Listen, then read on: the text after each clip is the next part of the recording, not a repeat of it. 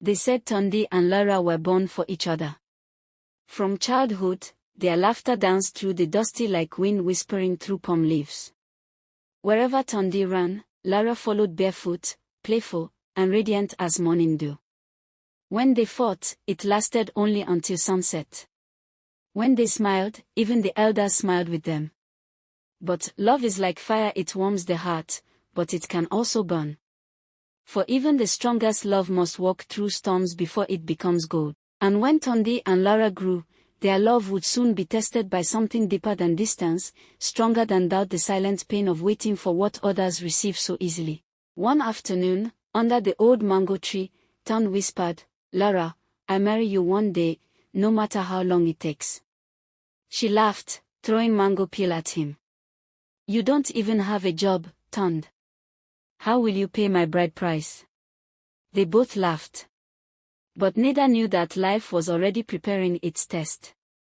In their university years, love met fear. Lara discovered she was pregnant, too early, too scared, too unready. With trembling hands and a breaking heart, she ended it.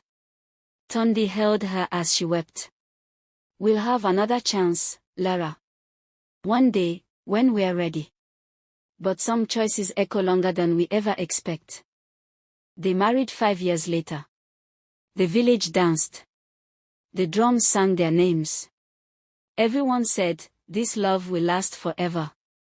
But as the months turned to years, silence filled their home. No cry of a baby, no sound of small feet, only whispered prayers in the dark. Tundi mother grew restless. "I don't need your money," she said. "I want my grandson before I die." Lara smiled through her pain, and cried when no one was watching. That night, Lara fell to her knees. "God," she wept, "if only I had known. I would have kept that first pregnancy." Her tears became prayer, her pain became worship. Then came the visit that changed everything. The doctor looked at them gently and said, "Lara, your ovaries have ceased.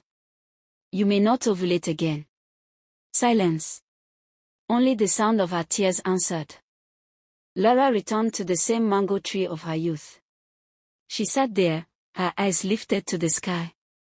"God of mercy," she whispered, "if you could bless Sarah, you can bless me." Weeks later, the impossible happened. The nurse smiled as she handed Lara a small white paper.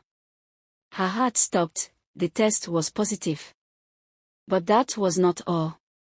When the doctor called her again, his voice shook with wonder. "Madam, you are carrying triplets." Lara dropped to her knees, crying, laughing, thanking the heavens. And when the day came, heaven smiled again.